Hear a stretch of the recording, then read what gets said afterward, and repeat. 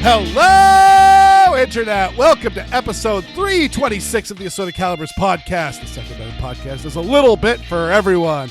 I'm Weer'd, and tonight we are having an ACP roundtable. So, of course, as usual, I am joined by the greatest hostess in all of the Internet, Erin Paulette. How you doing, Erin? We really need like a soundboard with jingle bells just to let people know that this is our Christmas episode. I mean, that is true. That would be nice. If only someone could add that in post. I will. And now I got to figure out how to do it too. All right. Well, those of you that are listening to the podcast will now see what deep rabbit hole I have gone from overproduction. Because that's a good idea, Erin. Damn it. Well, now I'm doing much better. Thank you, Weer'd.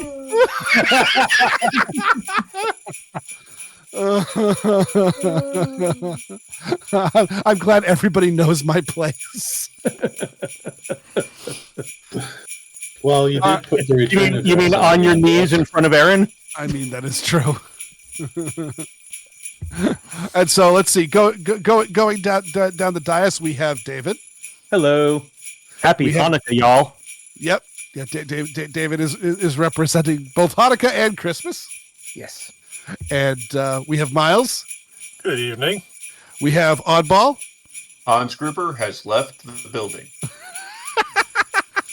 I mean, technically not yet.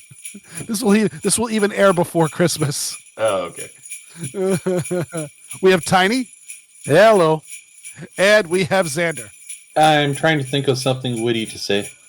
We'll carry on. Remember, if it's something too witty, you'll have to explain it to Weer'd. I mean, that is true. I'm very slow on the uptake. So back in order. How are you doing, Erin? I said I'm doing okay. I got nothing. Fair enough. Or alternately, I got these presents and they aren't going to open themselves. That's true. David, how have you been? Pretty good. Things last week were not great, but I had a really nice weekend out in Nashville with friends. Even though those plans also did not go quite to plan, but still the company was very nice. Yeah, there were several audibles involved. Oddball, what did you do? This was not his fault at all. It wasn't me. Nope, I will confirm. Oddball was not at fault. I was the one constantly calling the audibles to make it so that we had stuff to do. Yeah. The only thing that was Oddball's fault was being the messenger, relaying, okay, this got screwed up through none of our fault. What are we going to do to work around it? Yeah. And what did I do? I didn't buy a gun. Not for lack of trying. It wasn't your fault. Yeah. Don't berate yourself for not buying that gun. Actually, yeah. Why don't you tell that story, Oddball? Because that one's making me sad too. There was a gun show nearby this weekend, and David and I went to it. And actually, I didn't buy a knife either. That surprised me more. Oh, and just to clarify, I did not intentionally plan the visit to coincide with a gun show. It just happens to work out that way more often than not. True. And I didn't buy a knife just because we showed up Saturday afternoon, and apparently the gun show was completely and utterly slammed Saturday morning. So we ended up just chatting with my knife dealer, and their inventory was hit pretty hard. Yeah, there were some noticeable gaps in the display cases. Which, I mean, that's good for them. That's good for them. Yeah. But no, there was one table that had a super short Bond Arms Derringer in 45. ACP, wasn't it? Yeah, 45 ACP. Yeah. Honestly, just to clarify with this, because I thought this was particularly amusing, It had to have been in 45 ACP because if it had been 45 Colt, you would have seen the bullet. Yeah. The barrel really did like end at the frame. The bullet just made a quarter turn in the rifling. Pretty much. Mazel tov, it's a boy. And the guy wanted like $260 for it. Yeah. Unfortunately, he wanted cash only, and the ATM was out of service. I think because it had run out of money. Considering what several vendors told us about how things had gone earlier in the day, wouldn't surprise me. So how short was this Derringer? Like you said, it basically the barrels ended at the hinge pin or at the front of the frame. Oh, Yeah, that's so stupid that I love it. right. That would be a fun one to send over, like the chronograph. Actually, both chronograph and high speed video of it firing, because I guarantee it would be muzzle flash, and then tons and tons and tons of unburnt powder. And actually, I just found it. I believe it was the Roughneck, and I just sent a link in chat to it. Yeah, that looks right. I still think you need to get that 50 AE single shot on Derringer. Yeah, I just found it too, and I just tossed a picture in. And at first glance, it looks like the picture is just cropped off, and that's the 9mm picture, but it's the same size. Yeah, it comes in 357, 45, or 9mm. Barrels are the same length. But isn't that just adorable? And I misread. I was scanning down the stats. I'm like, how much does this thing weigh? And I saw 7 pounds, and that's trigger pull weight. I'm like, it's a Bond Arms.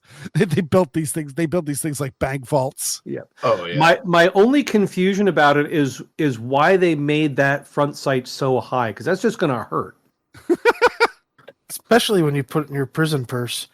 Well, more importantly, when someone else puts it in your prison purse because you shot at them and missed. Well, it's a Derringer. The front, what people call the front sight of a Derringer isn't a front sight.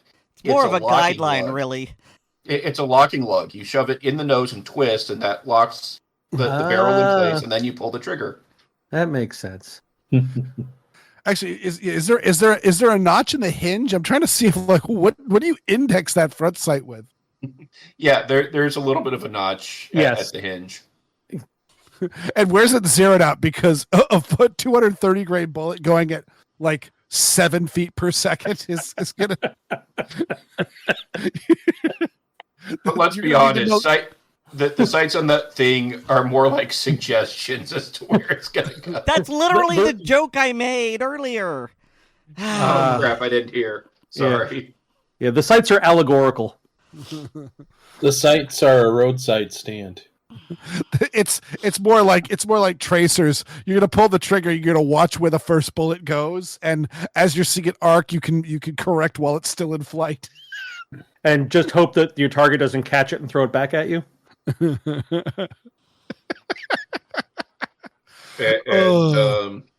found the culprit of the mysterious package. It is in fact friend of the show. Sure. I'll let the rest of the introductions go on. Or did we do the rest of the introduction? No, Myles, you're up next. How you been? Oh, I'm doing better now. I was sick last week with a massive head cold, but outside of that, I'm doing good. Oh, that sucks, but I'm glad you're feeling better, man. Yep. Tiny, how you been? Oh, I've been doing okay. Oh, fine as kind. And of course, Xander, how have you been? I've been, well, there must be colds going around because I've caught the edge of one. But honestly, pretty good. Spent the whole day welding. Well, half the day, but... Did you catch on fire? No, I didn't have a blooper reel to listen to. I mean, that's true. We're working on it.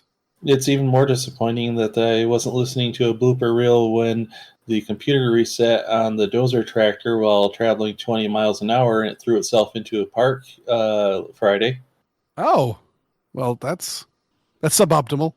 Yeah, fortunately the road was slick and icy, so it didn't damage the transmission, and there was nobody else on the road, so it didn't damage anybody else's transmission.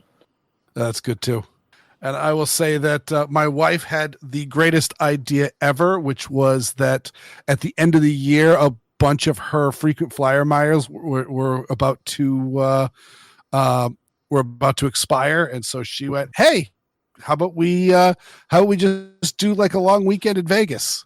And so we did that. Going to Vegas. Probably pretty much. Well, just remember, before you tell us too much about your trip, what happens in Vegas stays in Vegas. That is true. I will just put, let's see. I drank not a single drop of alcohol, and my wife Are lost. you feeling okay? And I actually rarely drink on vacations. It's the only time I ever really drink when I'm at a bar is if I look at the bar menu and I go, "What? Oh, that looks interesting." Like literally that famous time where many of us are here, where the revolver was discovered at Harry and Izzy in Indianapolis. I was getting ready to get on a plane. Literally, I had the Uber pick me up in front of the restaurant, drive me back to the Airbnb. I went and grabbed my already packed suitcase, threw it in the back of the car, and then he took me to the airport. And I was just like, "Yeah, no, I'm not gonna grab a drink. I'm just gonna grab something to eat and then take off early." And I saw that drink and I'm like, okay, I need to see what that's like. And I'm good thing I did, because that is an amazing drink. But yeah, and my wife lost $13 on the slot machines. Big spender. Literally, by the time she had lost $13, she was bored and wanted to do something else. Yeah, that's fair. Slot machines have always been one of those things that I never quite understood the attraction. No, I don't at all. She just gets like this, there are certain things in life. Like when we go to camp, the first night's activity is they have a camp, and I pretty much tell the world, "Yep, no, that one just me for the rest." You're the year siloning and camp. Weird. You're siloning and cutting out.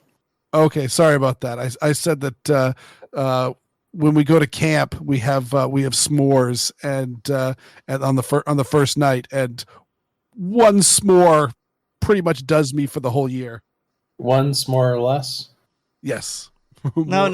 It's one s'more into the breach. I thought it was one s'more step for man. But yeah, for my wife, it's one of those, like, yeah, every couple of years, sitting in front of a slot machine and watching the pretty colors go by amuses her. But she was also going like, do you want to do a couple of hands of blackjack or something? And I'm like, no, I play blackjack on video games, and that gets all the excitement of that, but I'm also losing money that's not mine. And I realized, no, I'm almost always losing money. So why not just do it with fake money? And it's even more fun. Yeah, and I understand playing blackjack or poker or something like that, where you're actually doing something, and there's a lot of luck involved, but there's also some skill, etc. Versus I hit a button or I pull a lever and it makes the blinky lights. Yeah. Well, you're not the target demographic. Yeah, I got over that when I was like 8. I mean, one thing I will tell you, one of the target demographics are people who are too wasted to play any other game. Well, but I mean, there's also a thing like, I remember when my dad and I took one of our road trips out west, we ended up in Denver the night that they got the most rain that they had ever gotten in history. And Colorado allows slot machine gambling. And there were clips on the news of little old ladies on bar stools putting quarters into slot machines as there's this river of mud going on below them. It's just I don't get it, but clearly a lot of people enjoy it. So Yep. Yeah. No, I don't get it either. The highlight of our trip is we went to go see comedian Brian Regan. If you don't know who that is, He's look really him up. funny. Yeah, he is. I just to my wife as the Tom Waits of comedians, in the fact that not everybody, when you talk about the music of Tom Waits, did they go, "Oh yeah, no, I know Tom Waits. Oh, I've got to, I like this is my favorite album of his." But if you talk to professional musicians, pretty much every professional musician knows who Tom Waits is, and then and all that. He's one of those guys that I mean, well, if you're a super comedy nerd, like if you watched the Comedy Channel, you immediately learned who Brian Regan was, because that was Right. like when he was exploding, was the early days of what is now the Comedy Central. But either way, he was incredible, and I will just say for the podcast, he started talking about gun control. And for those that don't know Brian Regan, one of his big, he doesn't all his show completely clean. And so I'm just like, wait a One of the second. things I like about him. Yeah. He's very much, you can compare him a lot to Jim Gaffigan. Or pre-rapey Bill Cosby.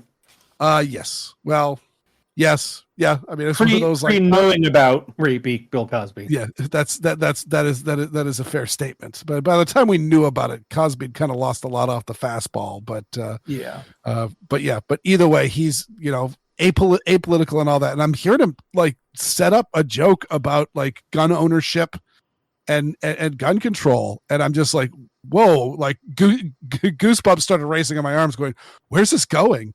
And he nailed it with it being just apolitical. He essentially, the gag is, and I'm not ruining anything for it because it was hilarious when he did it. I was saying to my wife, he has to have a gun owning friend, because he was talking about assault weapons versus non-assault weapons, and just rambled off a bunch of vaguely but not quite gun-related terminology, saying that an assault weapon has this, and was just throwing together just gobbledygook that meant absolutely nothing but was very long and tedious. And then a non-assault weapon has this.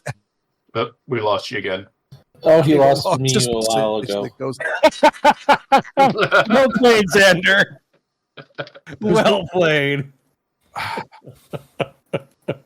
Anywho, yeah. Maybe someone. Where did you lose me? Right at the assault weapon and gobbledygook. Yeah, but either way, just trying to point out just how to non-gun nuts, how tedious and pointless assault weapons ban sounds. Mm-hmm. And all of that. And so it was one of those, it was neither pro nor against assault weapons. It was just this is boring and dumb. Please talk about something else. Which is exactly what Xander was just saying. Yeah. And then he did a bit on mass shooters and the name recognition aspect of it, and noting that they should have they should come up with mass shooter names like they do hurricanes at the beginning of a season. And they're all going to be, poopy pants and stupid names like that, so that they'll just consider, so that they know that they won't be named their actual name, and it'll be a stupid name, and move on. And I just thought, I mean, number one, it was hilarious. I'm intentionally not doing it any justice, because I don't want to be ripping off his act for everybody. And also I'm not going to be able to do it justice. But the fact that this was a apolitical comedian's just adorable observational comedy says that we're really making some good progress here. And there's already a program. Message. Yeah, and there's already a program. I just tossed it in the chat. Yes. Yep. No. The Some Asshole Initiative. Yep. Absolutely that. We have cited that many a time, and it has been. Yeah, we lost. Actually, David, if you want, go and throw if you can find an accredited copy of it, throw it in the show notes. That'd be great. It's from the webcomic Wonderella. Thank you. Yeah, if you just Google Wonderella Some Asshole, you'll find it pretty quickly. Yeah, I mean, it's a great line, and it's something we've been doing here at ACP, and honestly speaking, the news media has been doing a really, really good job of it as well. And I was mentioning to my wife about how I've got a pretty good knowledge of most of the major mass shootings that have happened in the United States history, and the first one being Charles Whitman at the University of Texas Austin, and all that. And I know it's Charles Whitman, and that's one of those. That's a name that's ingrained in everybody, and I can go down the list. Well, Whitman was basically the first known person who fit what became that profile. Yeah, I believe so. Yeah, but most people can talk about Columbine, but the vast majority of people don't know the names of the two assholes.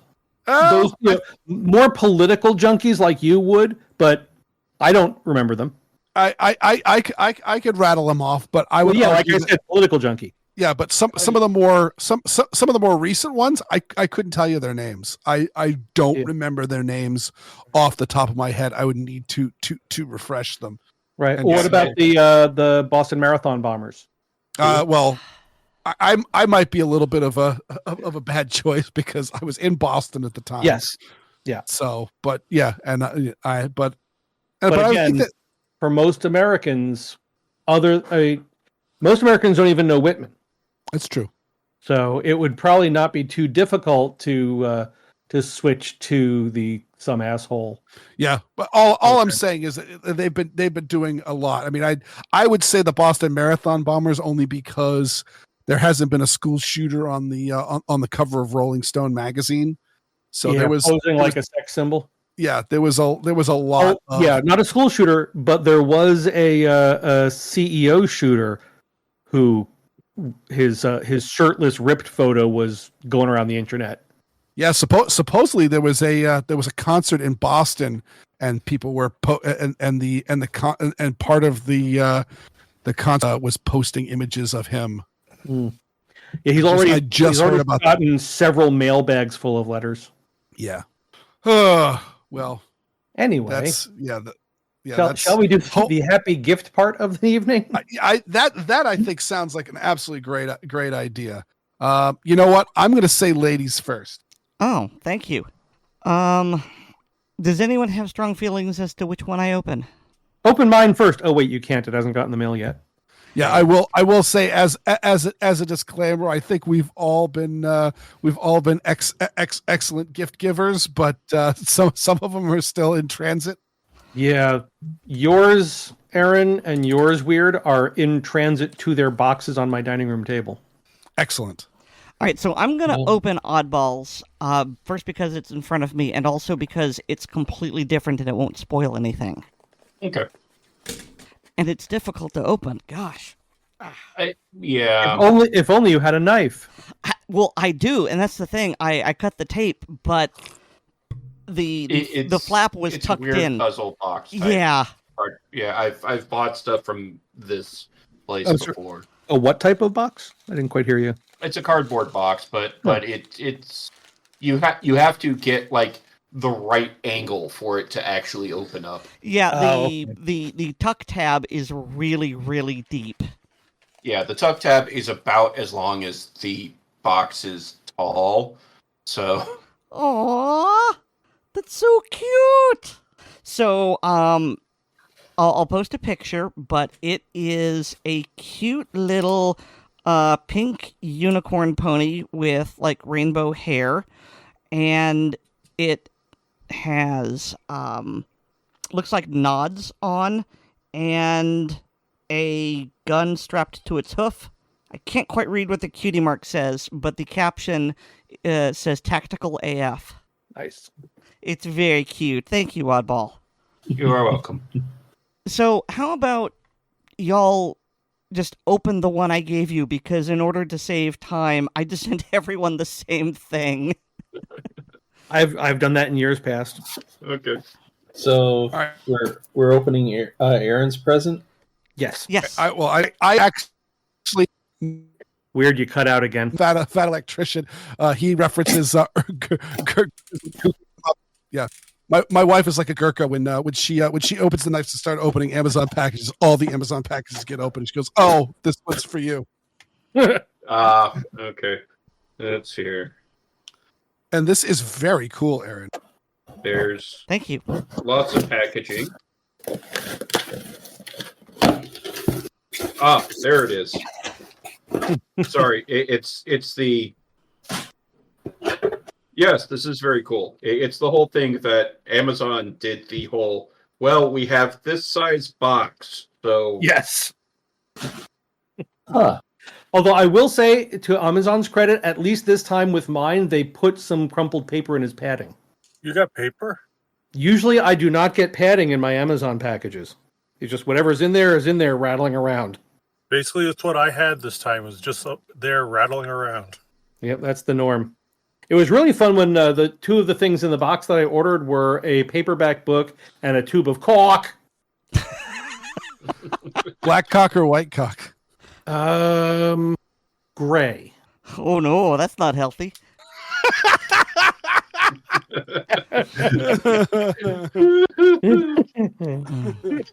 Okay, so does everyone have theirs open?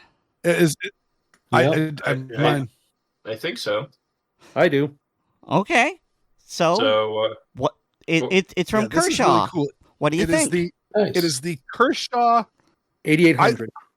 I love it, and now I'm starting to wonder. I suspect the TSA won't have a problem with this one. Well, yeah, that's what I That's thought. the idea. I mean, I wouldn't bet on it, because It is the TSA. yeah, exactly. They can always find a reason, but Yeah. but for sensible people, you look at it and it's like it's a little keychain, pry bar, bottle opener. It's like who would Flathead find? screwdriver, pry yeah. bar, yeah. Yeah, it's like who would have a problem with this? You'd have to be you have a serious stick up your butt. Yeah. Yeah. I mean, according And, I mean, to TSA regulations, any tool less than 7 inches in length is legal. And I mean, unless this is a really insecure guy, this thing is less than 7 inches. It's really cold out. I think it's the perfect size for tightening up the Arca Swiss plate quarter 20s for camera tripods. Oh, cool. Nice. There you go. I just need to replace the little pocket compass I used to carry, because this would be a great thing to just hook onto that and have just a whole collection there. We actually I could have used this this weekend, because we were on the plane and my wife was like, "Oh, I should take some Dramamine before we take off," and she just could not get the little blister pack open for it. And I just reached on a bug with lots of reached over for my knife. Oh, I don't have my knife on it. I'm on a plane. Mm-hmm. And then, but don't worry, I've got the I've got my my CRKT Gakota multi-tool on my keychain. No, I took that off because I don't want the TSA to steal it. I love it, and all that. I did eventually use one of my.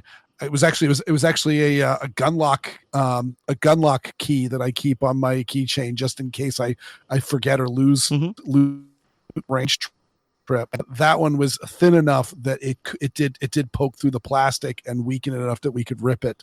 But this would have been a much better tool for it, because it's got a nice little sharp edge on the. It's no sharper than a set of keys, but it's a better tool design.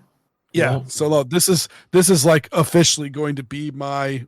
I think I'm going to keep the CRKT multi tool on most of the time, but we're heading into non-permissible areas. This is the superb multi tool. So thank you so much, Erin. You are welcome. Yeah. I'll also note. I just want to note here that the tools that Weer'd had available were just like his stories. There just wasn't any point. I'd also like to add that it says bottle opener, but I have a feeling because of the design of the pry bar end, it could also potentially work as a can opener. Almost. Maybe. Needs a little more sharpening. Well, the pry bar is tapered, so it's flat on the one side. And as long as you're opening it with that side, I think it might work. I mean, it wouldn't be the most comfortable. Working a pit. Have no idea what you just said there. We just heard bit. Uh-oh. Weird. Yes. No, I'm here. Okay, because all I heard the last thing you said was bit. Oh yeah. No, I said it would work. It would work in a pinch. Yes, it would. I think. All right. So, I don't think I've heard from Myles and Tiny. I just want to know they're happy with it. That's all. Oh, it's Oh no, great. I love it. Like I said, I think it's the perfect size for when I tighten stuff up to my camera tripod Oh, right. adapters. Right. Yeah, I was going to add this to the keychain I keep all my gun locks on so that I have a little screwdriver for tightening back down sights and stuff. Great. Okay. I just had an additional thought with this tool. Is the end of the pry bar might make a really good carbon scraper for AR bolts. Because it's got an edge, but it's a rounded edge, so it's not going to gall the metal. But it could do a good job of that too. All I right. would try it on something sacrificial first because it's Like an AR bolt. It's I was it's thinking Kershaw, so this is likely hardened steel. So According to the interwebs, it is 8 CR13 MOV. Oh, really? I was expecting 3. Okay. I just read out letters and numbers. I have no idea what it means. That is a good budget knife blade steel. That's what a lot of the there's a lot of budget knives that are made out of that steel that do it's good steel. Okay, good to know. So yeah, I would, as Weird said, Is somebody sneezing or stapling? I don't know what Xander's Bug doing. assault. bug assault. I should have muted my mic. My apologies. Peace was never an option. I wasn't sure if it was a sneeze that a microphone was cutting off after the first explosion, or if somebody was using a staple gun. But bug assault and staple gun, kind of the same sound, yeah. I thought Xander had an idea of what to use Erin's tool for and was destroying something. Oh goodness, no! The bug was on the floor, and I didn't want to ruin the good floor. So go ahead, Erin. Well, it's just 8 CR13 MOV sounds kind of familiar. Is that the steel the Mora knife uses? No. Okay. But that is the steel that a lot of the decent quality Kershaws and CRKT knives use for their blade steel, and is one of the budget steels that I recommended way back whenever I did that segment on knife steels, like what, episode 40 or something like that. Might be worthwhile to do an updated version, just to refresh where some things are still good and some things have gotten improved. All you need to know is surgical stainless is the best. With an aircraft aluminum handle. So Weird, Xander, go lie down. Speaking of best quality stainless steel, Yes, I was gonna. If you weren't gonna do it, I was gonna definitely call it Audible. Of the you've already you did it. You posted a teaser in chat, so we all see that you are holding something from friend of the show with a common name. Yeah, friend of the show with a common name has sent me a super knife.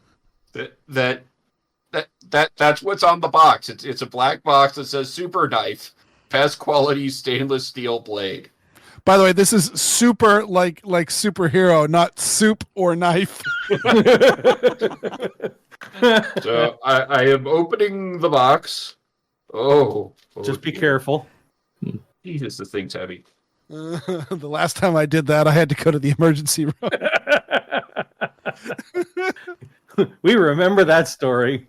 That was one of your best stories because you got cut. Oh, ouch. No, you know I don't mean that. It all ended up well. Cut, yes, but not cut short. Oh, Mazel tov. This is special. I'm taking pictures. Don't worry. It's clearly not as nice as my mermaid knife. Hey, the mermaid knife is cool. I like that.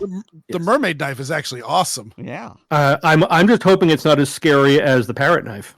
Yeah. So let's see here. So I've uploaded it to Google Photos. Is it as nice as the "It belongs in a museum" knife? Or the missing skull knife. And how the heck did I get that taken in the shadow so you can't actually see it? Damn.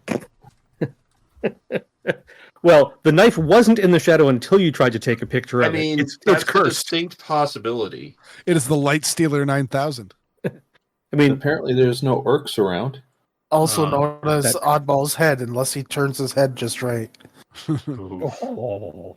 But I mean, remember, you do have the knife that slipped through a portal into an alternate dimension. I don't have that knife because it went to that alternate dimension. I don't know where it went.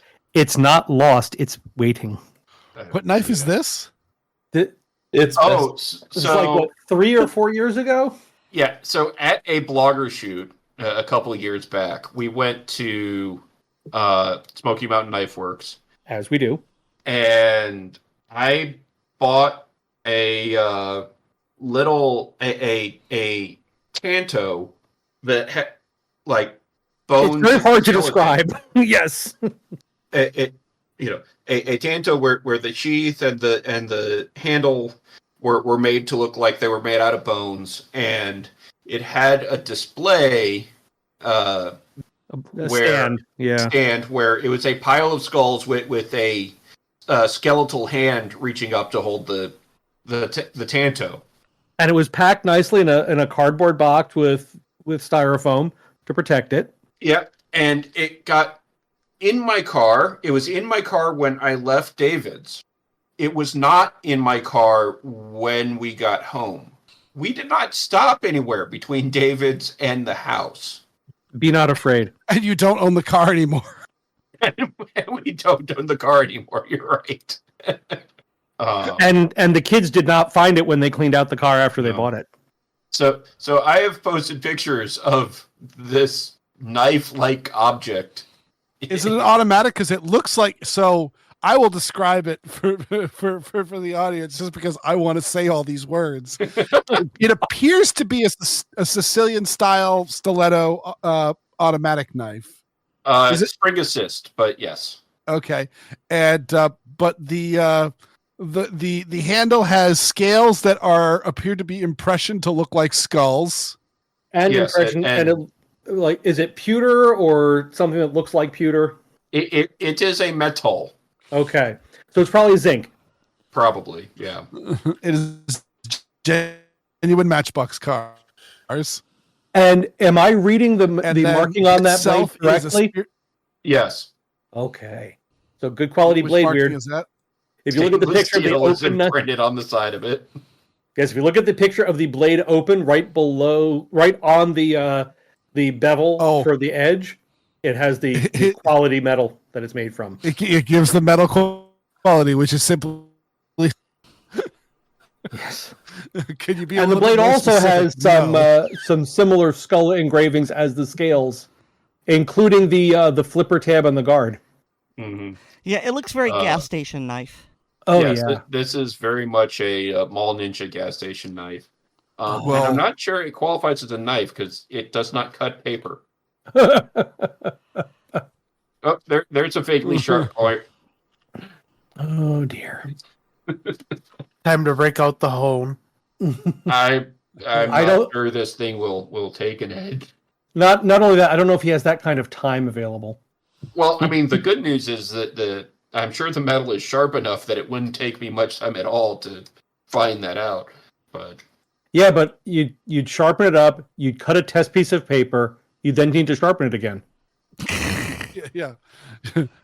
That is what I've found for really crappy knives is I have yet to find. I've heard people talk about blades that won't hold that won't hold an edge. Oh, I guess it means that they can take an edge, but they won't hold it because the moment you do anything, including just leave it in the air. Yes, because I've definitely had knives where the metal is so cheap that the edge it oxidizes dull.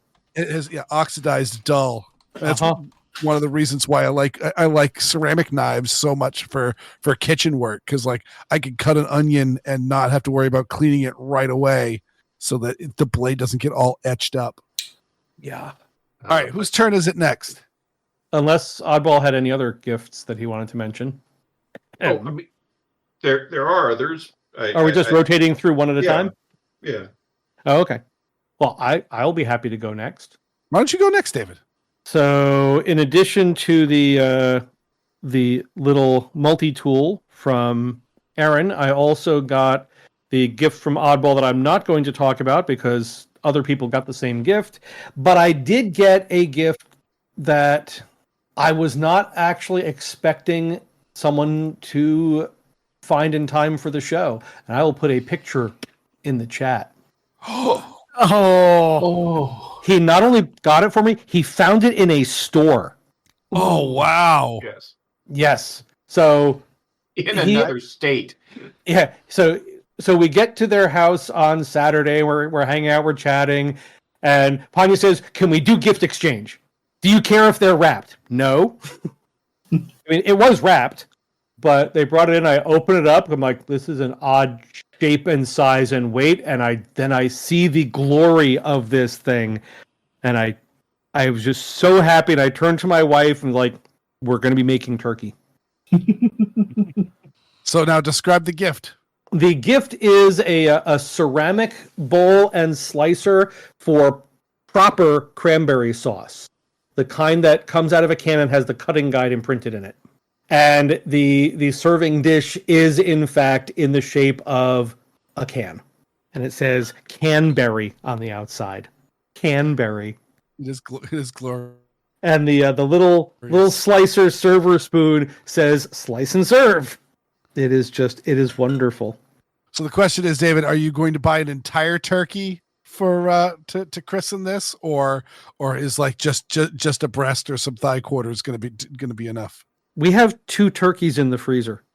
They were on sale. Well, you will soon have one in the freezer. Yeah, yeah, they're like 11 or 12 pound turkeys, which is great for just the 2 of us. Yeah. For a week? Oh yeah, I mean there'll be leftovers. I actually need to break down more of the carcass from the last one so I can put it aside for making poultry broth. But yeah, that so far is it was a very emotional present. That is awesome. Okay, who's next then? I can go next. All right, Tiny. I got an Amazon package, and it has a scriber pen and a titanium spork. Ooh. I think I know who got you that. So It didn't have the note in it? oh, maybe it fell out. Let me look here again. It might have fallen out. Or Amazon forgot to pack it? Yeah, that could very well be. Or my dog ate it. It's not homework. No, but he's been sitting here underneath my arm. Oh, So whoever that was from, thank you. that was from me. Thank you. I mean, someone puts tools on their wish list. Chances are I'm gonna buy them tools. Who makes the titanium spork? It says Tito Titanium.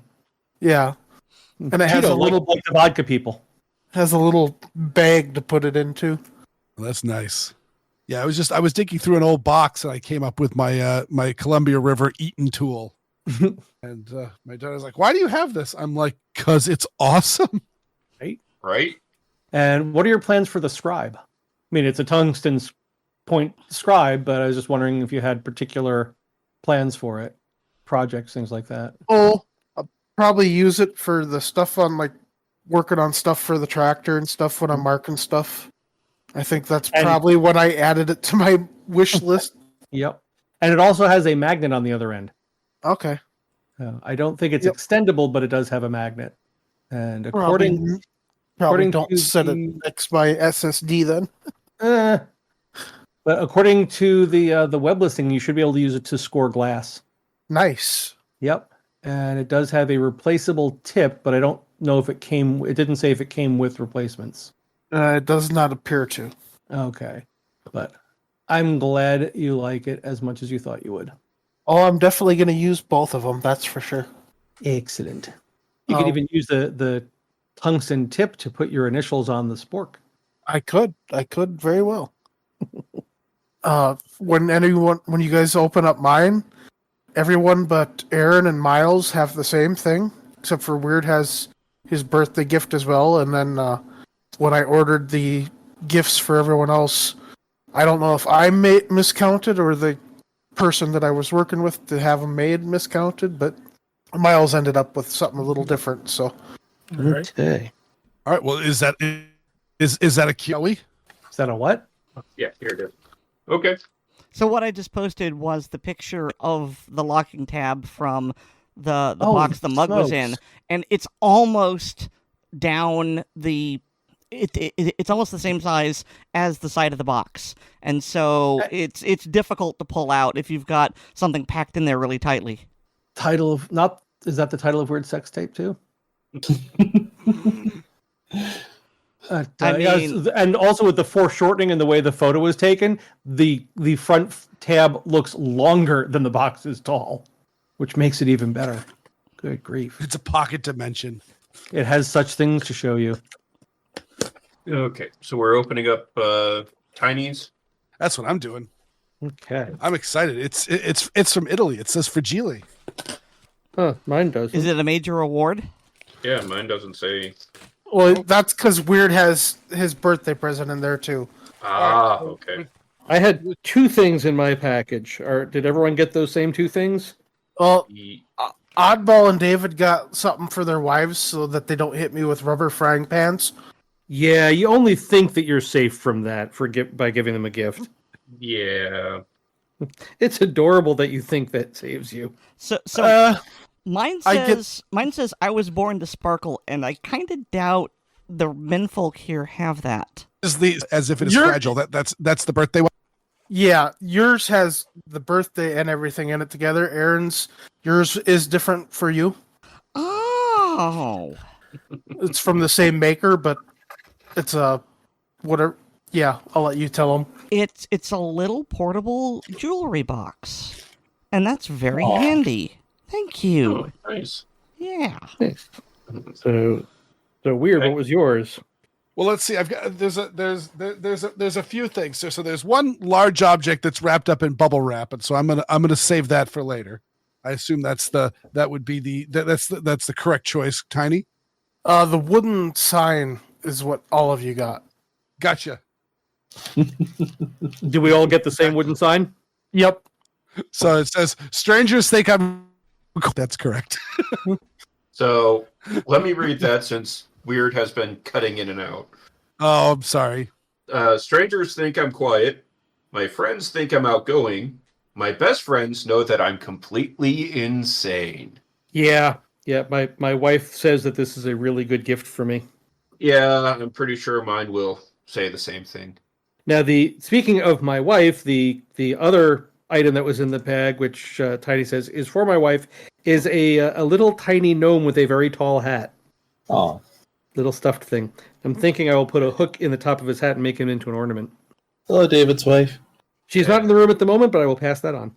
So what, you're letting a gnome into your house? Have you learned nothing from MHI? I'm not happy about it. Once you go gnome, you never go home. The gnome is also a little bottle. Well, one of them was a little bottle. Oh, okay. Mine is not a little bottle. I mean, I figure if I put the hook at the tip of his hat and hang him from the tree, he's not going to be able to get up to too much mischief. But if he does, I'll just take him out in the yard and introduce him to the shooting bay. Just make sure he doesn't wear any gold chains out there. Yeah. I just have to figure out where to hang this sign. Thinking I might glue some magnets to the back of it and put it on my gun safe. That's a very nice little jewelry case there. Yeah. Yeah. And since mine was slightly different than everybody else's, I will read my sign. Yes. I don't have ducks or a row. I have squirrels, and they are everywhere. They're at a rave and they have glow sticks. Although that would have been amusing if Weird had gotten that one. Yeah, that'd actually be more appropriate. And ironic. Well, because Weird is the squirrel? No, Weird is no longer part of the squirrel report. Oh, yeah. No, that is true. That's fair. I had not even thought of that. Oh, that would have been great. I will say I have two other things in here. One is it is a rubber duck. I believe is it supposed to be Jerry Garcia? I believe so. It had a big beard, and I thought of you. Yeah, it says ducking on it, and yeah, it is a bearded duck, and it is hilarious. And I'm getting quite a collection. People are going to start thinking I drive a Jeep. and there's a drink tumbler that has a rubber duck on it, and it says "for duck's sake." Oh, for duck's sake! That one may get stolen from me. So, are you saying that you don't want people to send you more rubber ducks? I would say nothing of the sort. I will let people know when I have enough happiness in my life. Thank you so much, Tiny. And yours and yours will hopefully be arriving by movie night. Okay. Yeah, the one from me to you, Tiny, will get there, I think, Friday when I tracked it. Okay. Mine's already there. So, all right, let's see. So we've got. Do we want to have Myles open something next? Well, I have one left, and I don't know who it's from, so we'll go ahead and open it and figure this out. It's not from me because I think that everybody who is getting something via Amazon got is stuck until Thursday. Yeah, it's probably the one from me. It says it was delivered December 14th. Sounds about right. Let's see. That's what that is. Okay, it's a set of beanbag shooting rests. That is from me. Yes. Nice. Yes, perfect. It was on your wish list, and again, tools and gun stuff. I'm an easy mark. I have to figure out where I have a front bag that I used to use, and I have no idea where it wound up. And I'm really hoping it's not someplace damp. All right, Xander, you're the only one who has to open something. And the one thing left to open, since I opened the same as others' gifts with everybody else, is one from W.E. Beard. Oh dear. Is it? And you're commenting on my handwriting, which very few people see it because I try to find as many excuses as I can not to write anything physically down. Mailing packages, I sometimes have left no choice. Yeah. Oh, and Xander, according to Amazon, your package should arrive in two parts, one on the 18th or 19th, and the other one sometime between December 20th and January 2nd. Okay. And unfortunately, the present is a puppy. No, it's Weer'd's daughter. Oh, thanks for the. Okay, I'm willing to try some Asian jerky. What? Oh, those are supposed to be steaks. Got delayed. That went sideways. But yeah, it's a surprisingly, it's not Lipton tea. I realized as I was walking to the post office, I realized I forgot the Lipton tea that you had stuck into my glove box. my plan was to send it back to you.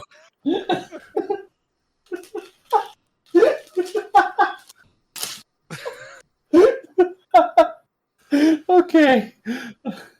It is literally sitting on my kitchen counter, so I look at it every single day so that I didn't forget it. And of course, you're welcome. Per usual, when it came down to it, I did forget it. Okay, this is this is a t-shirt.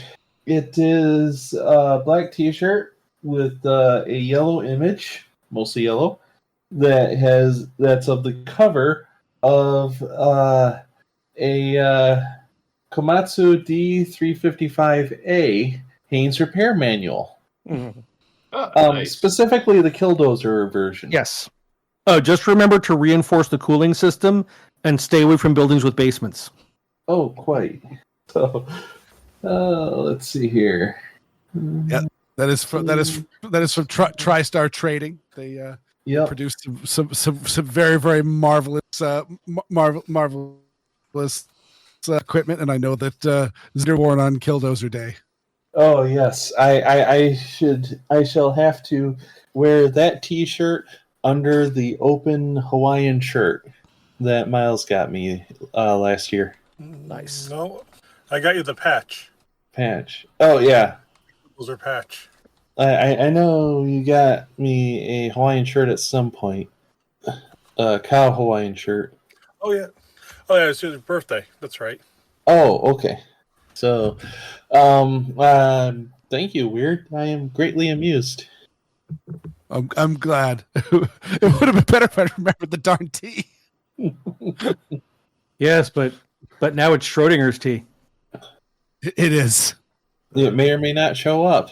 Let's see. Yes. And yes, I should open up Weir'd's package. Yes. Which also does not have any tea in it. No, it does not. This time.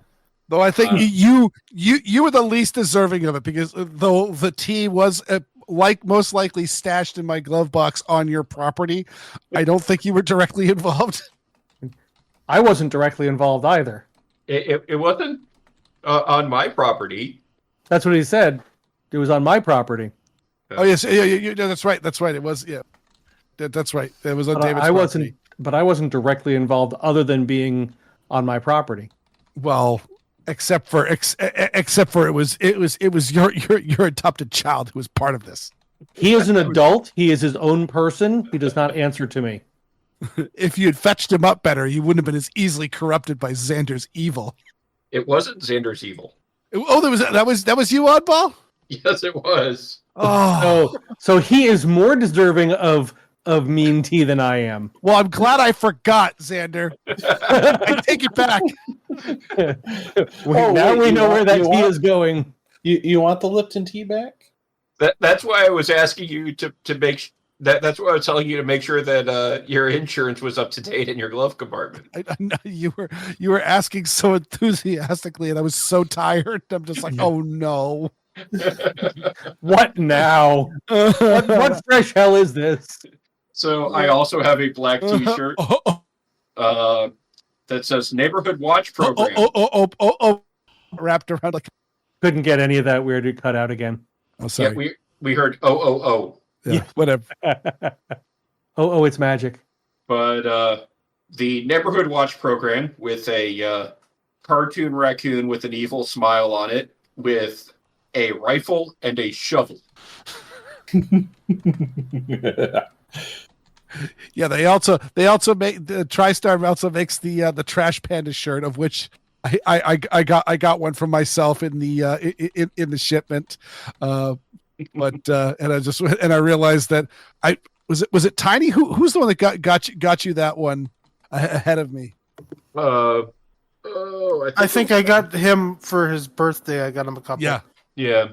And I was like, oh no, I was going to do that one. And then I saw the next one come out. I'm like, oh there's more raccoon related shirts. There's always more raccoon related stuff, especially since Habitual Line Crosser introduced Franklin. Yes, True. Can you get raccoon themed stuff from the Franklin Mint? You'll be able to. If you haven't, it's a missed opportunity on their part. That's true. 100%, I believe that would be missed opportunity. So I've got a package here from Myles, and I think I'm the only one who's got a package from Myles so far.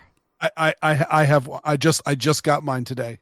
So are these different, or are they the same gift? Okay, this is what I will say. Before you guys can go ahead and open them tonight. It's not a problem because it's nothing crazy too weird or anything like that.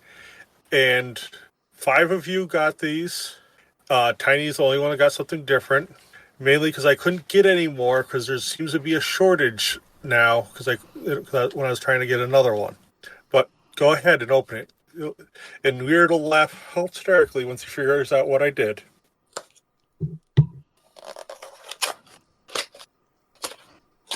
So it's a Blu-ray disc. Oh, Yes, it is. It's the movie that he keeps saying he wants to do a film track of. And yes, I know, Erin, you usually don't participate with us. Mm-hmm. But I figure if nothing else, it's a wonderful movie and you should have a copy anyways. It is, and I appreciate that. It's a movie I enjoy. Thank you very much. It is gross Yes. point blank. Oh yes, very I nice. think I actually still have that on VHS because I just wouldn't get rid of it. Wednesday, if they don't send it back to me, you'll have it for, yourself on Nice. Blu-ray. Very nice. I believe I have it on DVD though. Now I've got to remember. It's been a while. but it is a absolute classic. Yeah, it was weird. I went to order it off Amazon when I was getting ready to order these. Amazon had 0. Used, new, anything. So I started searching. I finally found somebody that had 5 copies on eBay. And I was like, I'll take them. I hope they weren't charging like they knew that they were the last 5 Blu-rays of Gross Point Blank. No, as a matter of fact, because I bought all of them, they gave me a discount. Oh, nice. Oh, nice. Cool. I was actually watching, there's a YouTuber, Sam Crack, who buys salvage auction cars and then tries to get them working again, and sometimes flips them and such. And he talked about buying a module for a Bentley that he had bought, and he's like, I think it's the only one available in the world. And he goes, thankfully the person who I bought it from didn't realize it was the only one available in the world and actually sold it to me at a reasonable price. All right. Well, I'm out of packages. I have. Does anybody else have item? I have one more item. It was not from this crew of miscreants or Erin. It was actually from Panya, which she picked up for me when she and my wife were at the Rock and Minerals show, and it was a very touching personal gift. It is a 1 avoirdupois ounce 999 fine copper coin with a fire rescue logo on it. Nice. Very nice. Yep. I now have another reason to make or print challenge coin holders. Yep. That's really cool. Yeah. It made me very happy.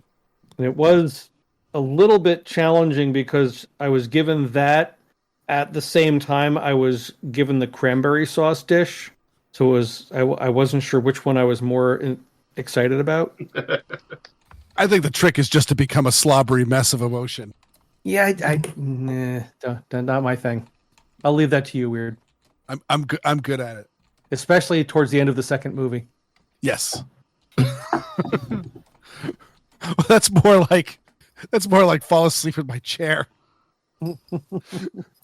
Actually, speaking but after the second movie is over, and Oddball or I just say, just one more Gunbroker link.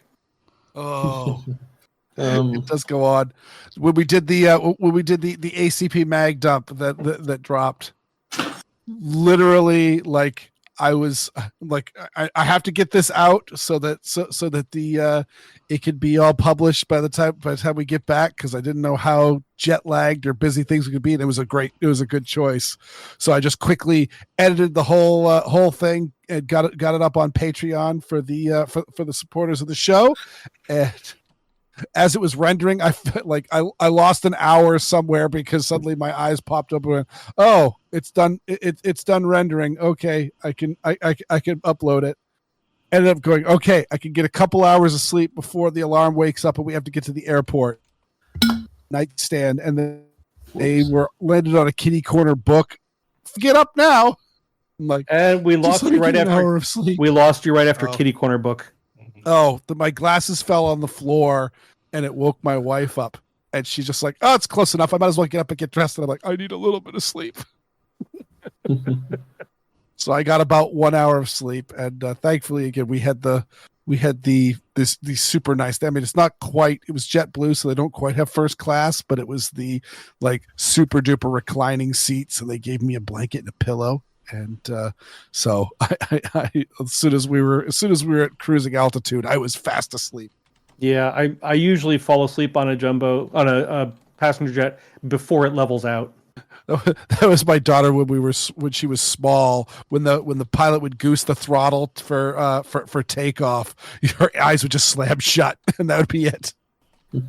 Oh goodness, I'd say it, but speaking of sleep, well, I've got one more thing here. I've got something from Weer'd. Does no one else have a present from Weer'd? I have not received mine yet. Oh. Okay, I can stick around for Erin because Erin's worth it. Well, thank you. You're probably not going to be very interested because this looks like a shoebox, and I think I had some shoes on my wish list. Yes. Well, You sound pretty pumped about getting shoes. Yes, I am. That's an excellent pun. Oh, they're pretty. And they're suede, too. Well, probably fake, but it's got that suede feel. Oh, that's so neat. Thank you, Weer'd. Oh, no problem, Erin. I had an idea for one thing, but I dropped the ball on it, so I had to dive into your wish list. But I'm glad that wish lists exist for a reason, so I'm glad you liked it. I want to get something pretty girly. Exactly. Hey, I like these. Thank you. I'm gonna send everyone a picture here in a moment. Ooh, yeah. Must see. That's also the nice thing about wish lists. Like, if this had been my idea, it'd be one of those. I don't know what your size is. Exactly. I also have a gift from Weird, and he sent me a. Oh, you did get mine. Songbook for. I am putting together a mountain dulcimer. It was my current ADHD fixation. I bought a kit, and I started finishing the neck with gun oil here yesterday. I'm starting to put it together, and it's a book of different songs. Sitting on the dock of the bay, House of the Rising Sun, You've Got a Friend in Me, Proud Mary, Ring of Fire, all sorts of fun stuff. Oh, that's awesome. Please tell me that Black Betty's in there. I don't know. I'll have to look. I'm sure someone has the I don't know, do you tablature for a mountain dulcimer? There's instructions how to do it online. I found there is Brown Eyed Girl. There we go. Bridge Over Troubled Waters. Yeah, you were talking about working on the mountain dulcimer, of which, yeah, and interestingly enough, that my parents were just talking about seeing someone playing a mountain dulcimer the other day as well. Every time when someone says dulcimer to me, I think hammer dulcimer, because I have far more exposure to them. I think Coleridge. Just have to be. It's not like instance. But yeah, anyone else think Coleridge when they hear dulcimer? No, I didn't even get the reference. Damsel with a dulcimer. Oh, I guess I don't know that one. Rhyme of the Ancient Mariner. Oh no. All right, Kubla Khan. Gesundheit. Right. Toss a link in it for you. Thank you, David. I'm not going to read you the whole thing because that's just not fair to people. But in the where is that? Yeah, in I guess it's the fourth verse.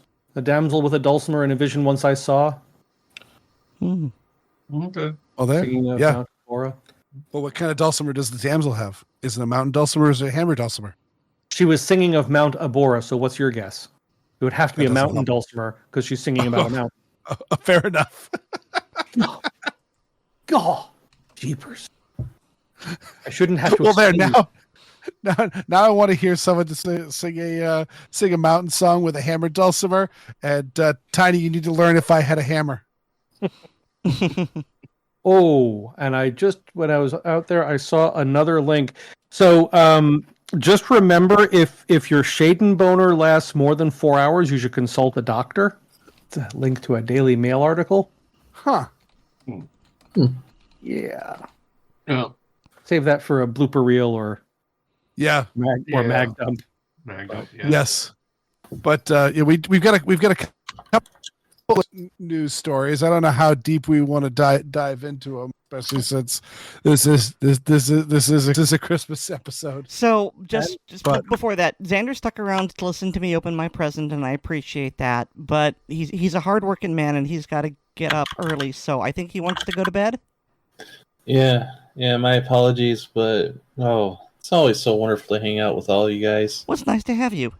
Yeah, it's good to have you did. You ducked out before the last just before the last mag dump, and you do your usual tease me as you disconnect, and I was just like, and David's like, oh, I didn't expect it. You expect you to go, didn't expect you to sound like that. You thought you'd be laughing at it. I'm like, I was just hoping he'd stick around for this one. But so it was good. Yeah. It was good to have you, Xander. Yeah, I wanted to stick around, but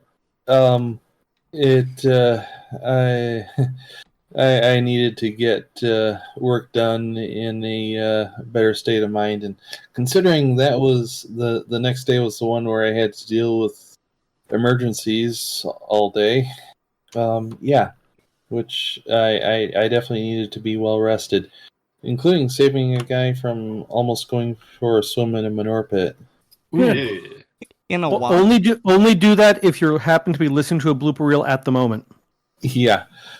Fortunately, the skid loader hung up on the edge of the concrete ledge, and I was right there, so I could hustle and grab a chain and a tractor. A whole bunch of little things that didn't become big nasty things because I was able to help, which made me feel pretty good. Yeah. On a farm scale. Yep. So yeah. Hope you guys have a good rest of the podcast, and I'll see you on the other side. Night, Xander. Good night. Good night, Xander. Sleep well. Good night. Good night, Xander. I think All I right. will Well, shall take we? the opportunity to Okay, duck out myself. All right. Bid you guys adieu. Have a good evening. I do. Good night, Tiny. Good night, Thank Tiny. you, Tiny. Good night. And then there were three. I mean, Well, there's shall we? more than- Shall we hop through these news stories? I just Yeah. want to know where David's getting 3 because there are 5 of us here. Yeah, Well, yes, but there are only two that belong. Then there are the three accessories. I mean, this is a round table, so y'all can stick around. Yeah, I was just making a joke of the guest speakers. There are now 3. Okay. Fair enough. All right. Well, this first one, I don't even like. I've read through it, leafed through it, and it is it's from John Richardson of No Lawyers Only Money, and he has a discussion of the final judgment on the NRA New York case that, of course, we've been reporting at for like years now. Yeah, this is Judge Joel Cohen's final judgment. Yep. So this is the final chapter of it, and honestly speaking, as I'm reading through it, I wasn't really pulling out anything that was particularly scathing or interesting. It's really just a lot of auditing and fairness rules going through. So Yeah, procedural stuff. As I said at the time this first came out, and I first read through it, I was quite impressed with Judge Cohen's walking that tightrope. yeah. I mean, So- there are some of us who feel like he didn't go far enough. Yes. yeah. So Yeah, as an but- example, one of the ones that I really liked was when he ruled that anyone who is on the audit committee, I think it was 2014 to 2022, not only could they not serve on the audit committee, but they could never serve on the audit committee. And Yes. that was a very scathing reprimand, and that's Mhm. great. But I think that there are other committees that should have gotten that same ruling, and it was only the audit committee. Yeah, I mean, he was in his defense. The judge was mostly being called on to rule for the fiduciary issues. Yeah, sure, but like the ethics committee. Mm-hmm. The bylaws committee. Oh, I said another one, and I don't quite remember. I think you and I both would have loved to have seen the Yes. executive committee as well. But, Yes. but that probably wasn't going to happen. Yeah. Yeah, one of the ones that I particularly liked was that the nominating committee shall work to identify up to 20 candidates whose required qualifications meet the standard the NRA set forth and did not serve more than one term on the board prior to 2022. So trying to get some more rotation. It's not term limits, but it is trying to get some fresh blood into the board. Mm-hmm.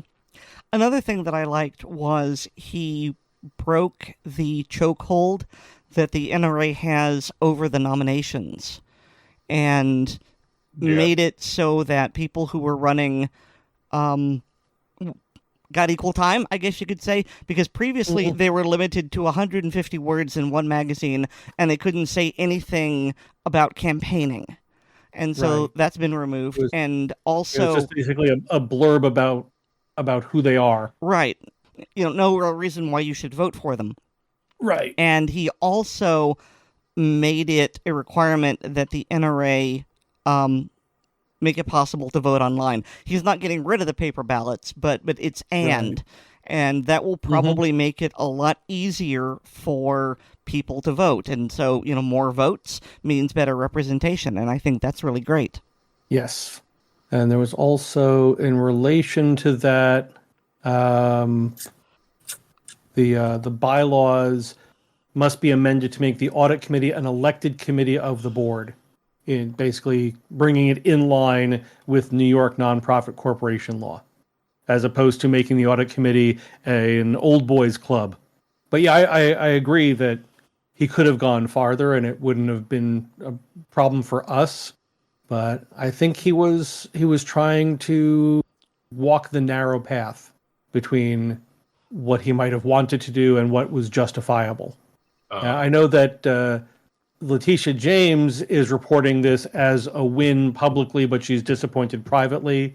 And I know the NRA is reporting this as a win publicly, but they're disappointed privately, which to me implies it was a balanced judgment. Mm-hmm. Well, as John said, both sides can claim victory. Right. So both sides were also spanked. Mm-hmm. Because the judge dismissed the 5th, 6th, 7th, 8th, 9th, 10th, and 11th causes of action in the New York Attorney General's complaint. So, yeah, in terms of walking a tightrope, he did a very good job, because if both sides are disappointed, then it's fair. Yep. And hopefully... And there are some things like what's listed as items 2 and 3, where the executive VP and treasurer will have to certify both IRS Form 990 and New York's Chair 500 contained no material misstatements or omissions based upon their knowledge. That is basically the judge going, okay, now we're going to make it so there's no way you can wiggle out of, oh, well, I didn't know. Yeah, or, oh, I forgot that was paid for with NRA funds. Right. Yep. Yeah. And one of the other really good things towards the end was the amounts owed by Wayne LaPierre and Woody Phillips. So LaPierre is adjudged to owe the NRA $4.3 million with 9% interest starting on February 23rd, 2024. And no compromise or settlement on this amount will be effective unless approved by the court. So LaPierre owes $4.3 million at 9% interest starting almost a year ago, and that amount cannot be changed unless the judge agrees. I mean, admittedly, the NRA gave him $3 million as a severance package, but still. Oh, yeah. It's something. Mm-hmm. It's definitely a public spanking of LaPierre and Phillips. So, good job, Judge Cohen. All right. Well, the next one I've got listed here is from Four Boxes Diner, and he's pointing out the fact that that SCOTUS is rescheduling several cases. All of them have at least something to do with assault weapons or magazine bans, and he is suspecting that they are arranging that this might be the next case that they hear out. I mean, he is reading tea leaves, and he admits that, but he puts forth a compelling case. Mm-hmm. Yeah, I think SCOTUS is still trying to figure out, okay, which one of these cases are we going to take up, and how are we going to do this? And I obviously, I'm really hoping for a shellacking and just, Thomas to jump up on the bench and tear his shirt off and scream, "What part of shall not be infringed did you not understand?" But shout, "I am the law." Or the meme that I made, "Did I stutter?" Right. This one. Just the expression on his face was the perfect choice for that one. Yeah. He's just got the dead eyes. No. You done screwed up. Don't make me turn this country around. So speaking about the video, I mean, I watched it, but I don't know that I can really successfully condense his conclusion Oddball, can you maybe summarize that for the people who can't or don't want to watch the video? And I'm honestly, I watched it when he first put it out, and I'm honestly trying to remember the details on it. It's something like But the Supreme Court hasn't granted cert to any Second Amendment cases, but he Right. thinks that they're kind of playing a long game and they're going to hear and this is where it gets weird. Something about, gun rights, but it's not Second Amendment, and like the assault weapons ban or there was another case that is gun rights applicable. It is having to do with firearms, but it isn't directly Second Amendment. And I'm trying to remember what it is that they have decided that they're going to pick up.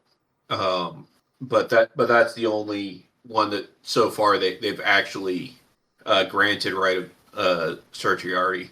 And like I said, I'm trying to remember what his arguments were for this possibly being good news that they're rescheduling, and this is just simply rescheduling the hearing to hear arguments as to why they should take up the case. And I guess the good news is, well, they haven't said no yet.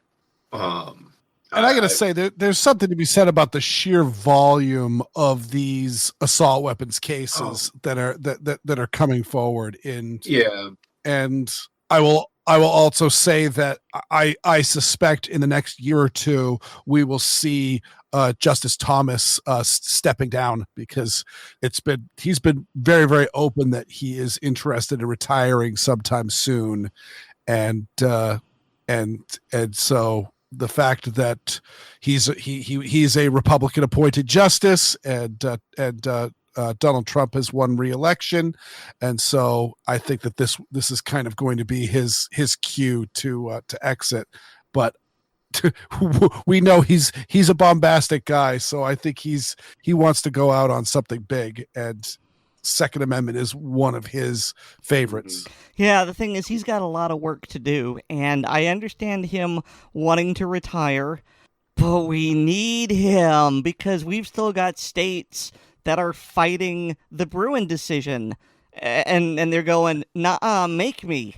And so Judge Thomas needs to spank a lot of state legislatures to make them follow the law. And that's something that the Four Boxes Diner has talked about, is that unfortunately the states that have these unconstitutional gun laws are states that have historically had them and are in circuits that have historically been perfectly fine with such things. And and that's caused two issues. One, it's caused the issue of there really hasn't been any conflict between circuits, because like the circuits that are that are Second Amendment friendly, none of their states have these laws. And two, it's in a situation where, for a lot of people, for the trying to get rid of these anti-gun laws, your only solution is you got to be able to fight all the way to the Supreme Court, because you know that you might get a good district judge. There's definitely good district judges out there, but whatever if they say that the law is unconstitutional, the state is absolutely going to appeal that, and the appellate court, chances are they're going to rubber stamp whatever anti-gun law the state wants, and so you have to get to SCOTUS, which means that yes, you will be fighting this for years, and hopefully SCOTUS will actually take it up. Huge amount of money. Yeah. Yep.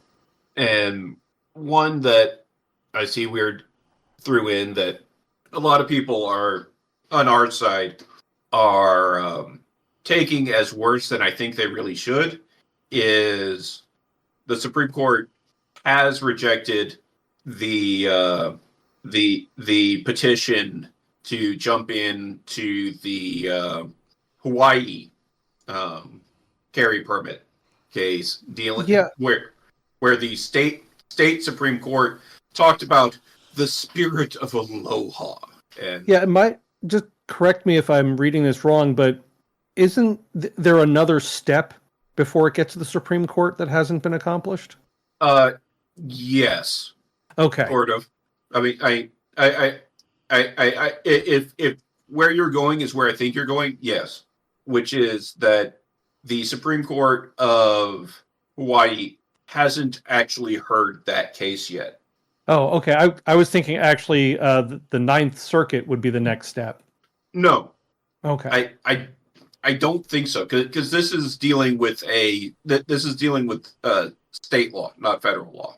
Oh, okay. I thought it was because it's a constitutional or Second rather Amendment issue. Sorry, I take that back. Because it's dealing with the state court system instead of the federal court system. So my understanding, and I may be wrong, again, as I've said before, I am not a lawyer, and it's been a long damn time since I've stayed at a Holiday Inn. If it goes to the state Supreme Court, which is the top of the state court system, then it can go to the Supreme Court. Oh, okay. I thought it had to go through the federal appellate court. No, or some. I thought there was a federal level before the Supreme Court after the state was done. No, because it's dealing with Second Amendment issues. But no, I'm even less of a lawyer than you are. And the confusing thing is they very well could have sued in federal court to start with, at which point, sorry. No, this isn't a lawsuit in that way. This is them defending because somebody got hit with a state federal charge, which is why it's in the state system.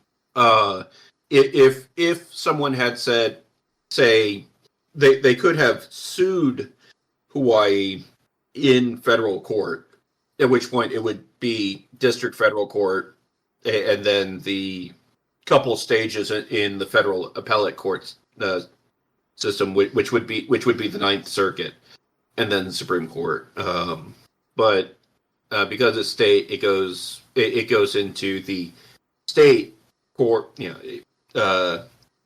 court, and then state appellate as to whether that is actually an appeals court or directly to the state Supreme Court. I believe depends on the state, but that it's all confusing to me. Yeah, so that definitely gets into the I'm not a lawyer. I appreciate your efforts to untangle that plate of spaghetti, but I think we're getting to the point of I'm gonna just say thank you. Yeah, but the reason why the Supreme Court rejected grabbing this case at this time is because that whole spirit of Aloha thing came up in the gentleman's attempt to get a summary judgment, should say, no, clearly this law is unconstitutional based on Bruin and what SCOTUS has said. Can we just go ahead and have a summary judgment on that and not bother having a trial, not bother having the hearings and the trial and all that? And the Supreme Court of Hawaii said, no, the Second Amendment doesn't work for Hawaii. That's pretty much exactly what they said. I wonder if they had to sedate Thomas before they said that. They pretty much said, they straight up said, look, we know SCOTUS has said this, but this is Hawaii, and Hawaii doesn't count. It doesn't work with Hawaii, and we don't recognize it. Which it kind of reminds me of the how many divisions does the Pope have? Yeah, and they tried to say, well, since we were the Kingdom of Hawaii up until 100 years ago. Less. 40s. 40. Yeah, somewhere around there. That we have a different culture and blah blah blah than the mainland, and the Second Amendment is just not congruent with the with the spirit of Aloha. But so the Supreme Court rejected coming in right there and taking it up and saying, yes, we'll go ahead and listen to your argument for summary judgment. 1959, Hawaii was admitted. Oh wow, I thought it was earlier than that. I thought it was late 40s, not late 50s. Yeah. But anyways, basically the Supreme Court said, we're not taking this up now because that would be jumping the line. And unless if it's something thoroughly stupid, which apparently this doesn't count as thoroughly stupid, we don't like doing that. But in their decision, they did basically give the Hawaii Supreme Court marching orders saying, look, we both know how this is supposed to turn out. Do the right thing, and that way we don't have to come down and deal with it ourselves. Yeah. So there's still some good news with that, but it's disappointing that that gentleman is still having to deal with that crap.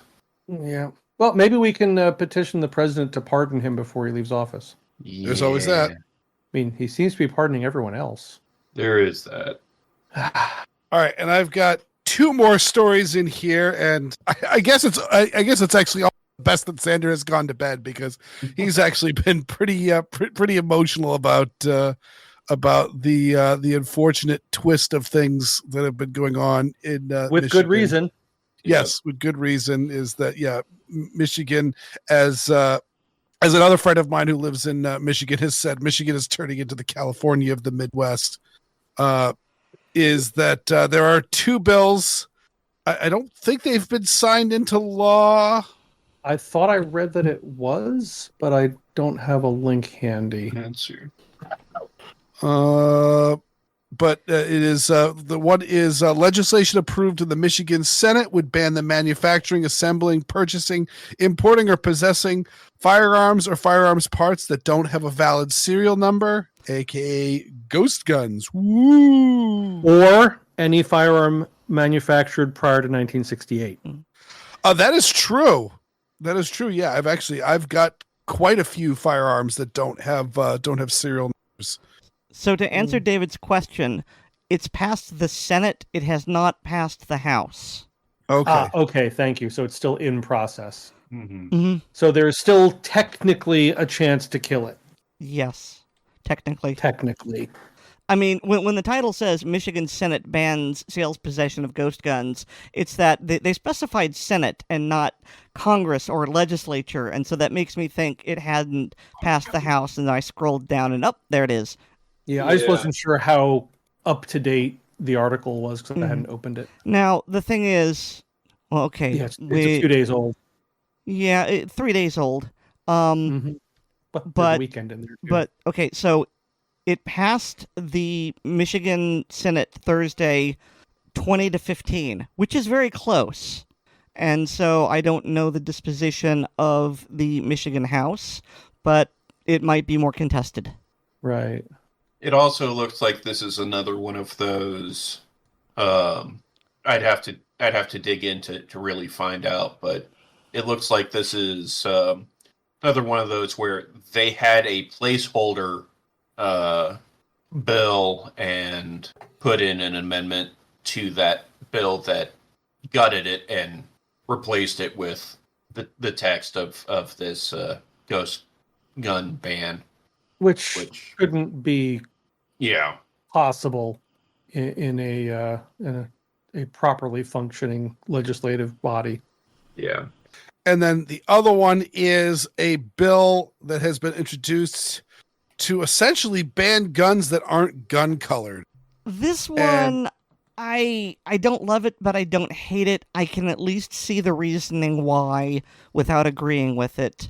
And okay, some of it may be they're trying to reduce the appeal of guns, make them less pretty, but I guarantee you that there's someone pushing this bill that's going, if we make guns look less like toys, then police officers will be less worried about shooting a kid that's pointing a toy at them. Which is something that's been back and forth since the 70s. Mm-hmm. That's where the orange tips on toy guns came from. Yep. And it's back then there were just a very few fringe cases of kids being shot by police because of realistic guns. There are still about the same number of kids being shot by police because of toy guns, whether the orange tip was intact or removed or painted over.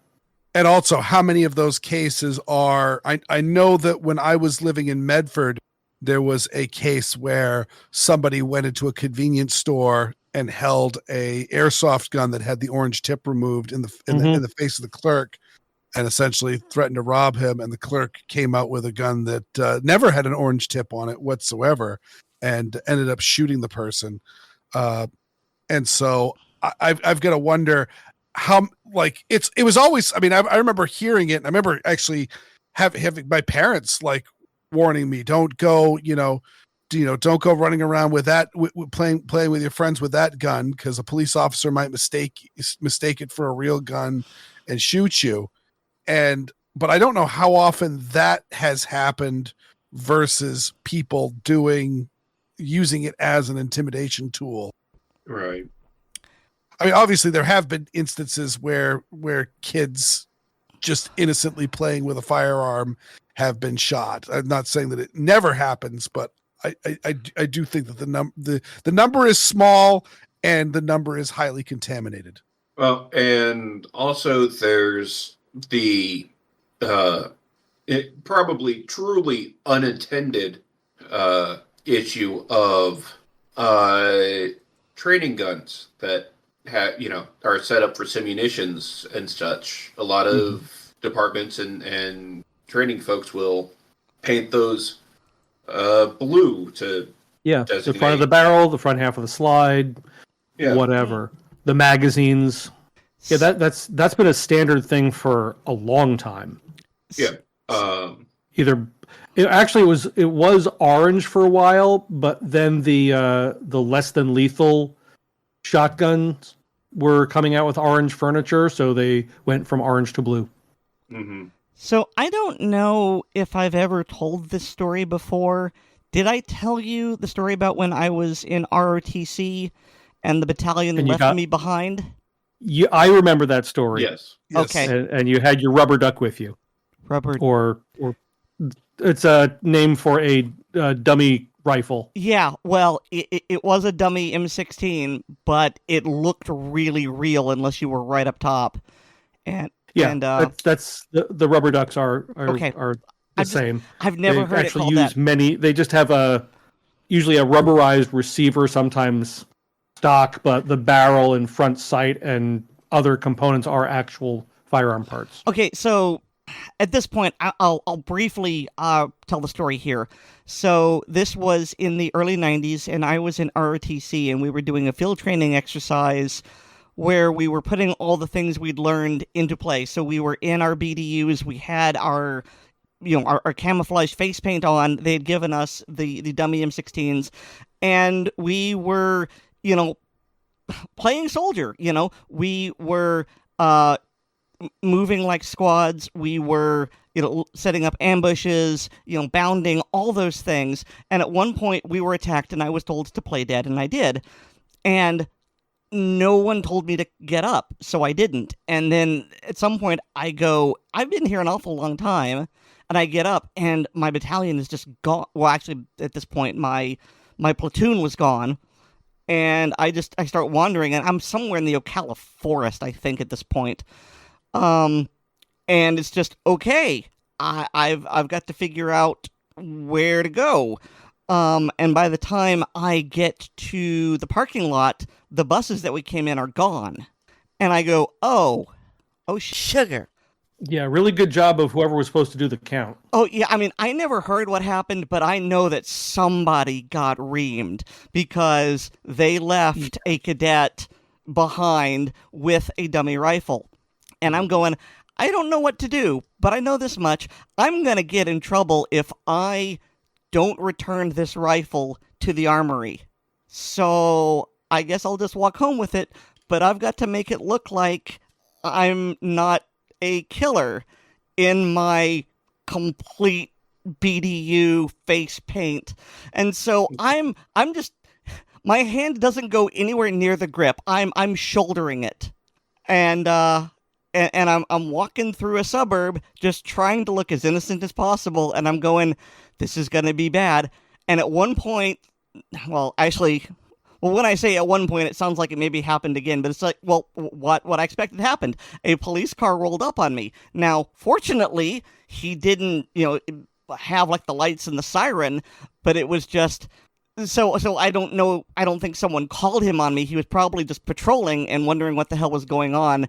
And so before he gets out of the car, I carefully, slowly unshoulder the rifle. Again, my hands aren't anywhere near the grip. I got one as close to the muzzle as possible under the foregrip, and the other right at the stock. And I stick it out in front of me at arm's length. And the moment his head comes out the door, I shout inert. And so, all right, he's intrigued, but he doesn't draw a gun on me, and I explain what's happening. And all the time I'm talking, I'm basically trying to give him the rifle. So just take it from me. I don't want it. And that could have gone very badly if I had gotten a far more skittish cop, or I had been carrying it sloppily. And so I was very fortunate in that regard. And that was with a gun-painted gun. So what happened was he put me in his squad car, in the front seat, mind you, and we talked while he drove me back to college. And then as I'm walking back to the dorms, one of the third or fourth year cadets calls me, hey, Cadet Dead Name, what's going on? And I explain what's going on, and I can just see the steam coming out his ears. And so he took possession of the rifle, and I was very glad for that. And then I went home and I showered. So that could have been so very bad for me. I don't know if I asked this the first time you told me the story, but did you ever hear about anybody upstream of you getting themselves into big trouble because, there were so many cadets in their group when they left, and they came back with a different number? I mean, I didn't hear anything. I'm sure something happened, but I didn't hear it. And given the fact that I didn't hear about it, I think it was escalated to the cadre, which are the actual military officers and enlisted that are running the program. Because while they try to involve the fourth year cadets as much as possible, ultimately it does come down to the teachers, and the teachers are all military. And so I figure because we didn't hear, they kept it very internal. But it's not like someone, mysteriously took a leave of absence or transferred or whatever. So it was probably some sort of, okay, you now have crap jobs for the rest of the year or something like that. Yeah. That's just... There's no excuse for losing a soldier, especially in a peacetime training environment. Yeah. 20 college students got on the bus or got off the bus. Why didn't 20 get back on? Yeah. Because they died. Because the person counting them on the bus didn't take their boots off? And where's your battle buddy? Right? Right. So yeah, that was my experience, and it's why I have some sympathy for that particular law. I don't love it, but I don't hate it. I can accept it. Yeah, it's one of those things that I see the people that have painted them up to look like Nintendo zappers or the DeWalt paint job or something like that. It's the okay, on one hand that's amusing, on the other hand, but also, and there's definitely, you look at competition guns, they are painted all sorts of colors. Oh yeah, Mm-hmm. absolutely. Yeah, So- and that's the flip side of it. You've got the people who are doing this professionally and they've got a recognizable look and their guns coordinate, and now they're not going to be able to do that. And it's like, that sucks, because here you are, a responsible adult, you haven't done anything wrong, and you're being punished. Well, it's one of those Welcome things. to the world of we've- gun control. Exactly. Yeah, we've talked about before that one of the things they do is we can't make it, we can't just come out and straight out say no, you can't have them. But what can we get away with banning? And this is one of those things that, there's a lot of people in the gun community that you ask them and they'd go, yeah, that pink burst of thunder, yeah, that's not a good idea, or stupid, or you really shouldn't buy it. Oh, they're wanting to ban that. Oh, okay, I can actually kind of support that as being this was a bad idea in the first place. But in the meantime, I've known folks that, oh hey, their little daughter got her first rifle, a Cricket 22 with a pink stock that she enjoys taking out to the range as her rifle, and part of that is because it's pink. Mhm. And we've definitely seen people outraged over a girl having an AR-15 painted pink. It's the Mad Mike's daughter has entered the chat. right, exactly. Yeah, just the general idea of people getting something that they like or find pretty and nice. There are certainly people. I will say females are probably a bulk of this, but not in particular. But people who kind of grew up as outsiders to the gun thing and may find that the typical gun-colored guns are ugly and scary. Mhm. While Oh, yeah. something that might be a more attractive color might be less intimidating, Like purple. like purple. Right. Well, or it's just there. Obviously, there's a bunch of guns that I've purchased just because I thought they looked cool. Mm-hmm. Or terrifying. Yeah. And there is a bit of when I believe I've talked about. I recently have made the model is called a Harlot, which is a 22 Derringer that you can 3D print. It's adorable. Which I'll post a picture in chat. I decided I found somebody had done a remix of it with the "Don't Tread on Me" rattlesnake on the grip. So, okay, yeah, I'll print that one in black and yellow because that Those are the seems colors. appropriate. That is proper. But yeah, anything I'd carry, yeah, that's going to be black or stainless or possibly if I ever get one that's in FDE or green, something like that. But, Any of the standard factory colors. yeah, but for stuff that's just range fun, whatever. Mm-hmm. Unfortunately, this legislation does not take any of that into account. Right. And this is not something I would ever carry, but nothing wrong with that. The latest iteration of my Ghost 19, which would be a twofer in the Michigan legislation because it's 3D printed and not standard gun color. Right, and same As with with your Harlot. Harlot. It's just Although adorable. it does have extra metal in the grip so that it can be detected by metal detector Yes. per the And per law. because you refined the design, it also has some extra metal in the latch mechanism. yes, it does. Would you like to explain to Weird Erin and Myles? So the barrel latch on that is just a M4 machine screw that is screwed into the latch and is just sticking out into space so you can hit it with your thumb. So I added some washers so you're not just pressing the side of the screw head with your thumb, because that's uncomfortable. Let's add some washers to add some extra material. As you do. All right. Well, I think that we have come to the part of the show where we thank our lovely listeners. Thanks to each and every one of our listeners. We really appreciate you joining us for this fine ACP or Assorted Calibers podcast.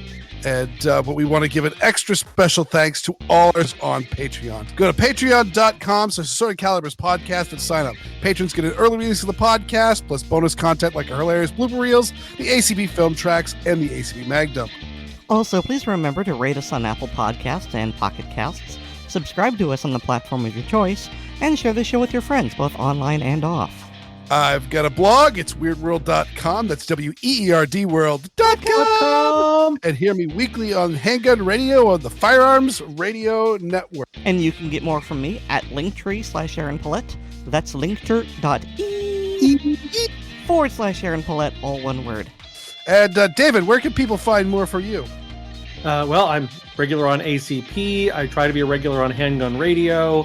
I'm relatively regular on Blue Collar Prepping, which can be found at bluecollarprepping.blogspot.com. And I'm a published author, and books with my stories can be found on Amazon under the names David Bach and Brenna Bach. Oddball, where can people find you? Well, right here, and I'm also on Handgun Radio, and I have a blog at gunscarstack.com that Erin likes to make fun of, and not the blog itself. I've got no problem with the blog. I just make fun of your lack of posting anything on it. And I deserve every bit of that. And I also hang out at the Assorted Calibers podcast Facebook page. Oh yeah, me too. And Myles, where can people find more of you? Well, I'm generally here. I'm getting the Facebook pages for both Assorted Calibers and Handgun Radio. And recently I have actually been on Handgun Radio. I was just here going, oh crap, Myles is still here. We haven't heard from him since we started talking about the segments, I think. Well, I had muted my mic because I kept yawning, so okay. I was just listening, and if I had something to put in, I would have, but no. He's the stealth participant. Okay. Mm-hmm. And of course, I'll give a quick shout out to Tiny and Xander, who are both checking their eyelids for holes at this exact moment. Yes. And also a big thanks to Nate Spencer, who does our music. So we're apparently all a bunch of chatty Cathys, except for Tiny, who's showing remarkable restraint. And Myles. Well, I'm not counting the people who logged off because they aren't here. Nope, Myles is still here. Myles is here. Tiny logged off. Oh, well, you know how good I am with names. Our levels of loquacity are assorted, and so is our podcast. Good night and Merry Christmas, everyone. Good night, Merry Christmas, Happy Holidays, and there's a $5 word in all of your stockings.